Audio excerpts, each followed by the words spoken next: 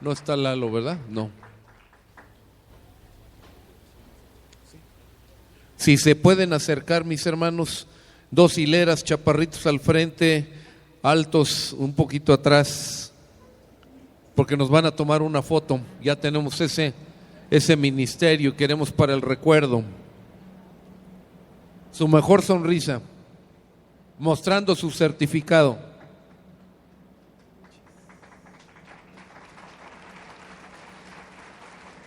Oremos, ya que estamos juntos aquí, oremos.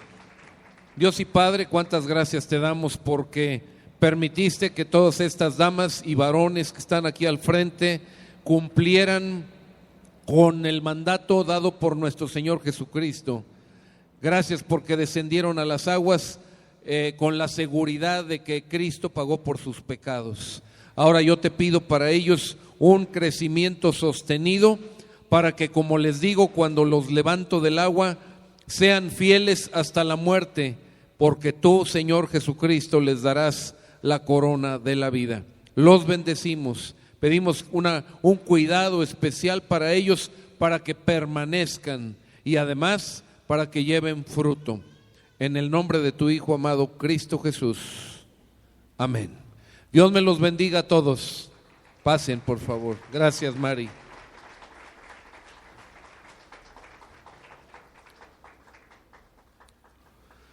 Pues tuvimos un grupo total de 31 personas, ya entregamos 10 certificados en Abastos, más los que nos faltan por entregar en la noche, si es que hay personas del tercer turno.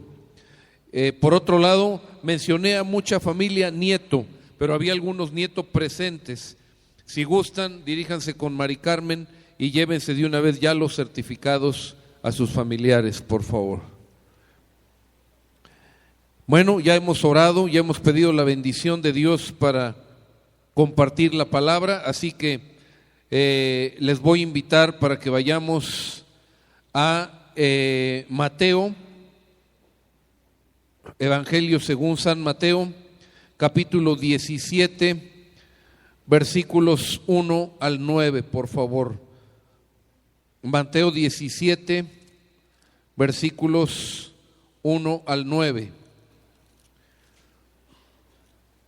Voy a leer la Reina Valera contemporánea. Ustedes pueden ver en las pantallas Reina Valera 60 o la versión que ustedes traigan. Las diferentes versiones enriquecen el contenido de la palabra de Dios. Dice así: 6 días después, Jesús se llevó aparte a Pedro, a Jacobo y a su hermano Juan. Los llevó a un monte alto y allí se transfiguró delante de ellos. Su rostro resplandecía como el sol y sus vestidos se hicieron blancos como la luz. De pronto se les aparecieron Moisés y Elías y hablaban con él. Pedro dijo entonces a Jesús: Señor, qué bueno es para nosotros estar aquí. Si quieres, podemos hacer 3 cobertizos, uno para ti, otro para Moisés y otro para Elías. Todavía estaba hablando cuando una nube de luz los cubrió, y desde la nube se oyó una voz que decía: Este es mi Hijo amado, en quien me complazco. Escúchenlo. Al oír esto, los discípulos se postraron sobre sus rostros, llenos de miedo. Pero Jesús se acercó a ellos, los tocó y les dijo: levántense, no tengan miedo. Y cuando ellos alzaron la vista, no vieron a nadie más que a Jesús. Cuando descendieron del monte, Jesús les mandó: no digan nada a nadie de esta visión, hasta que el Hijo del Hombre resucite de los muertos.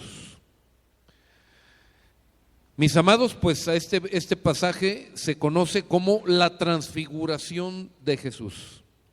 La transfiguración de Jesús. Y en él vemos cuando menos 5 situaciones sobrenaturales. Quisiera hablar un poquito acerca de el contexto de lo que estamos leyendo. Dice la Escritura que hacía 6 días antes de lo que leímos en esta mañana. Hacía 6 días Jesús se encontraba en Cesarea de Filipo, y en esa región Pedro, lleno del Espíritu Santo, recibió la visión, recibió la información de quién era Jesús. Y mis amados, esta es una visión o una información muy importante. ¿Quién es Jesús? Y lo que él dijo, lo que él pronunció, es una gran verdad que yo repito en esta hora. Él dijo: tú eres el Cristo, el Hijo del Dios viviente. Tú eres el Cristo. Cristo significa Mesías, Cristo significa ungido, libertador, salvador de su pueblo. Pero también tú eres el Hijo de Dios. Platicaba mi esposa con una pastora conocida de hace muchísimos años, es mayor que yo, debe estar grande, yo sé que ya lo están pensando, debe estar grande la señora, pero qué bueno que no lo manifestaron, ¿verdad?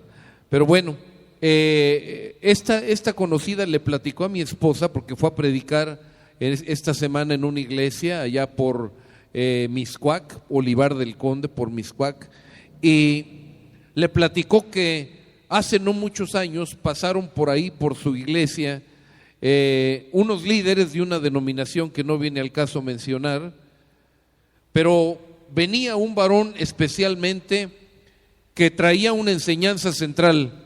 Jesucristo era un hombre común y corriente. Jesucristo era una persona común y corriente. Al principio, pues como iba bien acompañado por ciertas autoridades de su denominación, pues lo escuchaban con atención y con sorpresa, que no debió ser así, ¿verdad? Porque la palabra es clara, la palabra mata a cualquier persona por preparada, por doctorados, por licenciaturas. Lo que él muestre no tiene nada que hacer junto a la palabra de Dios. Pero bueno, lo dejaron hablar por varios días y finalmente lo confrontaron diciendo: oiga, ¿por qué usted dice que Jesucristo era un hombre común y corriente cuando la palabra enseña esto, que Jesús era el Cristo, el Mesías, pero que también era el Hijo de Dios? Pues no lo lograron convencer, pero esta persona que llevaba este mensaje, les tocó a ellos vivir esta experiencia dramática. Después que él se fue de ese lugar, yendo en una carretera, murió instantáneamente él y su esposa en un accidente automovilístico. ¿Saben qué? Es delicado hablar cosas en contra de la palabra de Dios y cosas tan importantes. Esta es la piedra fundamental de la fe cristiana. Jesús es el Mesías y Jesús es el Hijo de Dios. Es el resumen del Evangelio de Juan, y yo me atrevería a decir, es el resumen de la Biblia. Esa es la persona de Jesús. Pues hacía 6 días el Señor había dado esta revelación por boca de Simón Pedro, pero también en ese mismo escenario, Cesarea de Filipo, nacimiento del río Jordán, población de Banias, allí también el Señor empezó a mencionar algo que no llenó de alegría o de ánimo a los discípulos. A partir de ese momento, Jesús comenzó a explicar a sus discípulos que él debía ir a Jerusalén y padecer mucho a manos de los ancianos, de los principales sacerdotes y de los escribas, y morir y resucitar al tercer día. Imagínense personas que habían dejado todo por seguir a un gran líder, a un gran maestro, y al que ellos habían considerado que era el Mesías. Nada más que para ellos ser Mesías era libertarlos del poderío de Roma, que Israel volviera a recuperar sus fronteras como nación. Alguien que fuera más grande que David, y vaya que David fue grande. El rey David es la persona que heredó a su nación las fronteras que Dios le había prometido a Abraham, desde aquí hasta acá, desde acá hasta acá y hasta llegar más abajo. Eso es la tierra que yo te daré a ti y a tu descendencia. Pero que ni Josué y mucho menos Moisés, que no entró a la tierra prometida, vieron esas fronteras. Pero llegó David y se conquistó. Entonces, si el Mesías era alguien tan importante, bueno, ellos esperaban que cuando menos libertara a su nación y le devolviera las fronteras que David, su antecesor y ancestro, hubiera dado a esta nación. Andaban mal, porque si ustedes se fijan, la profecía mesiánica fundamental está en Génesis 3:15. Y en Génesis 3:15 nos habla de una lucha, de una contienda sobrenatural, la lucha entre el bien y el mal, la lucha entre Dios y Satanás. Es lo que dice Génesis 3:15. Es decir, el Mesías desde ese pasaje era alguien mucho más grande, porque iba a pelear en otra dimensión, y la libertad no era nada más para la nación de Israel, sino era para todo el ser humano. Génesis capítulo 12 versos 1 al 3 también habla de que en la descendencia de Abraham serían benditas todas las naciones de la tierra. ¿Saben qué es eso? El planeta. Pero bueno, ellos tenían una mente cortita, una mente limitada, estaban viviendo una problemática y querían resolverla. El corto plazo. El corto plazo es en muchas ocasiones enemigo del largo plazo, en todos los niveles, político, económico y también espiritual, como lo vemos.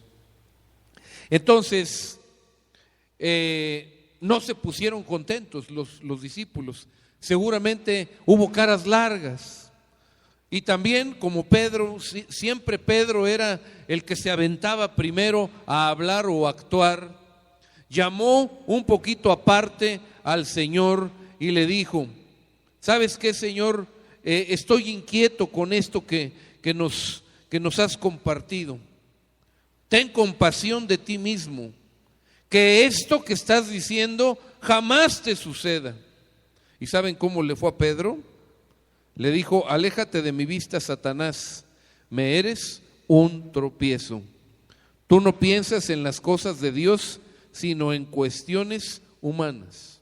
Al que le había dicho: bienaventurado eres, Simón, porque esto no te lo reveló carne y sangre, sino mi Padre que está en los cielos, a los pocos días, horas quizá, le dijo: aléjate de mí, Satanás. Para que ustedes y yo entendamos cómo no por estar cerca del Señor podemos ser instrumentos de Dios, pero también instrumentos del mal. Tenemos que andar bien derechitos y no apartarnos, porque a Simón Pedro le fue mal, y esto sucedió en muy poco tiempo, en un par de días cuando más. Bueno, todas estas cosas acababan de pasar, y por eso no es casualidad que 6 días después el Señor Jesús, para animar a sus discípulos, a sus seguidores, llama a 3 de ellos. Esos 3 de ellos era el círculo íntimo del Señor. Ya lo hemos comentado en otras ocasiones. El círculo íntimo del Señor lo formaban 3 de sus discípulos. Era Pedro, era Juan y era Jacobo. Estos 2 últimos, hermanos en la carne entre sí. Los llamó y les dijo: vamos a subir al monte. Esto no los sorprendió, no era la primera vez. Ellos ya sabían que formaban parte de este círculo, y bueno, algo importante quería compartirles el Señor. Cuando suben a esta montaña, que además a ciencia cierta no sabemos qué montaña fue. Algunos dicen que fue el monte Tabor, otros dicen que fue el monte Hermón, porque si estaba en Cesarea de Filipo hacía 6 días, bueno, pues ahí está el desplante, por así decirlo, de la cordillera del Hermón. Ya hemos dicho que Hermón no es un solo monte, sino